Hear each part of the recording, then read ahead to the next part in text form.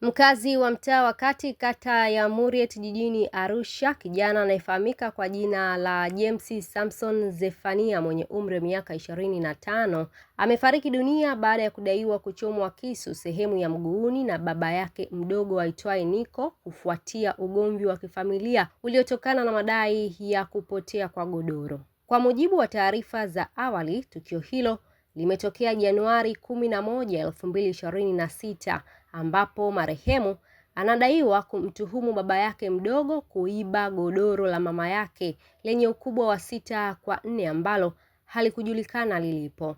Inaelezwa kuwa ugomvi kati ya wawili hao ulianza tangu Januari 8, 2026 baada ya godoro hilo kudaiwa kupotea, na hali hiyo kuendelea kwa siku kadhaa hadi kufika siku ya tukio la mauaji. Akizungumza na Leo TV Januari 13, 2026, kiongozi wa familia hiyo akiwa nyumbani kwa marehemu amesema kuwa mabishano yalizidi makali na kusababisha mtuhumiwa kumchoma marehemu kwa kitu chenye ncha kali, yaani kisu, eneo la pajani, hali iliyosababisha kupoteza maisha kutokana na kuvuja kwa damu nyingi.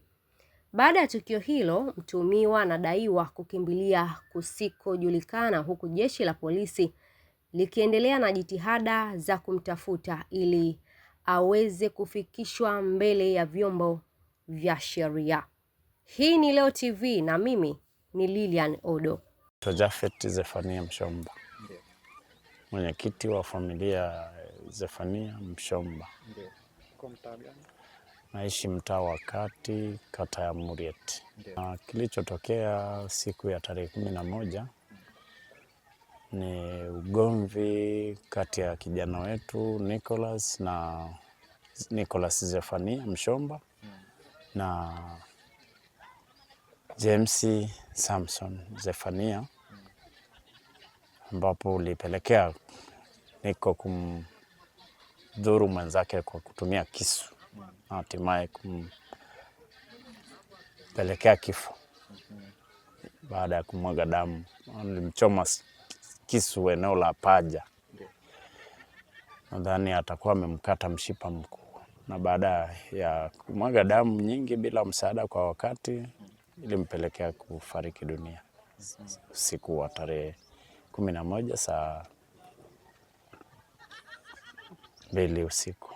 Chanzo cha tukio ni hisia iliyompelekea James kufikisha ujumbe kwa Nicholas juu ya wizi wa godoro uliotokea siku za hapo karibuni, akimtuhumu kwamba ndio atakuwa amehusika kwa sababu alikuja akihitaji mapumziko.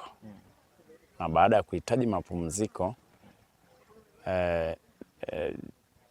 Ebeneza ambaye ni kaka yao James alimwambia usilale hapa nje, lala ndani ya chumba hiki. Ana kuna kijana yuko ndani hapo, ulale naye.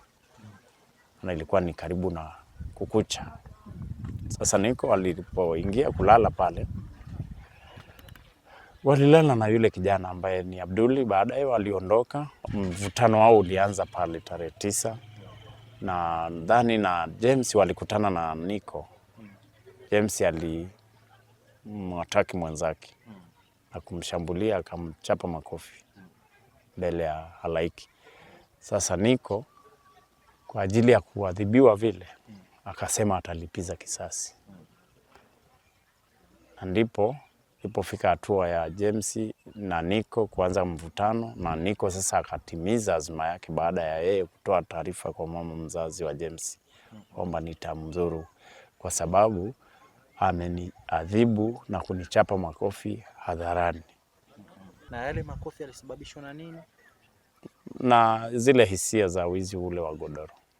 Akaja sasa akatafuta zana kama kisu na brungu, fimbo yani. Akaenda sasa moja kwa moja akafika kwa shemeji kumtaarifu kwamba nimefika nyumbani kwa ajili ya kukuja kukupa taarifa kwamba leo kijana wako nitamuua kwa ajili ya kuja kunidhalilisha na kunipiga makofi hadharani. Godoro mimi sikuliona kwamba lina kiwango gani kiubora, lakini ni godoro tu la kitanda cha mita 6 labda kwa 4. 6 kwa 4. Yeah. James na Nico wana undugu wa namna gani, mtu asiyefahamu? James na Nico ni ndugu kwa sababu Nico ni mdogo wangu mimi na James ni mtoto wa kaka yetu. James anamuita Nico baba mdogo, maana ni mtoto wa baba yetu wa mwisho kabisa, kwa hiyo kwa mke mdogo wa baba. Kwa hiyo anamuita baba mdogo. Taratibu ziko vizuri kwa maana kwamba katika taratibu zote za kipolisi kila kitu kimefanyiwa utaratibu mzuri na tumefika hatua ya kuhitaji sasa kupumzisha mwili wa marehemu, na tumekubaliana kwamba tutaupumzisha mwili wa marehemu siku ya Jumatano. James pengine alikuwa anajishughulisha na shughuli gani na umri wake? James ni kijana wa 2000. Yeye kazi yake kubwa huwa ni mpenzi wa kuendesha pikipiki aina ya bodaboda, lakini wakati mwingine anakuaga pia anajishughulisha na kazi ya kwenye magari. Kama fundi magari? Hapana, kama ni wale wa seva, wale wapakiaji nini, ndio. Nico alikuwa na shughuli zake binafsi kwa sababu alikuwa na miliki lori la kwake mwenyewe, lakini baadaye maisha anaona yamemkataa, akaamua kuliuza lile lori, na baada ya kuliuza lile lori akaendaga Mwanza. Sasa alivyokwenda Mwanza, mambo ya watoto, unajua huwezi fuatilia hatua ya maisha ya mtu kila wakati kwa sababu pia ni ngumu.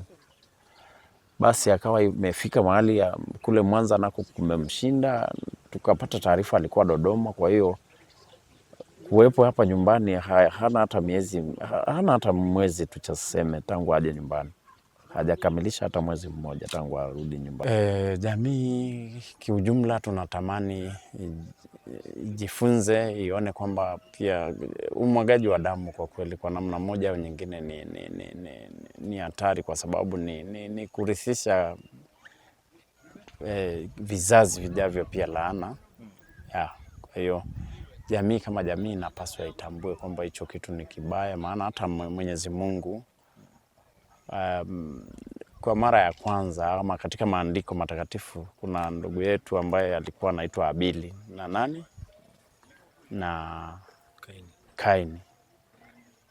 Alimuua mwenzake, lakini Mungu alimuuliza kwamba mbona nasikia damu ya ndugu yako ikilia chini, umempeleka wapi ndugu yako? Lakini Kaini alizungumza kwa dhihaka, akimdhihaki Mungu kwamba uliniweka kuwa mlinzi wa ndugu yangu.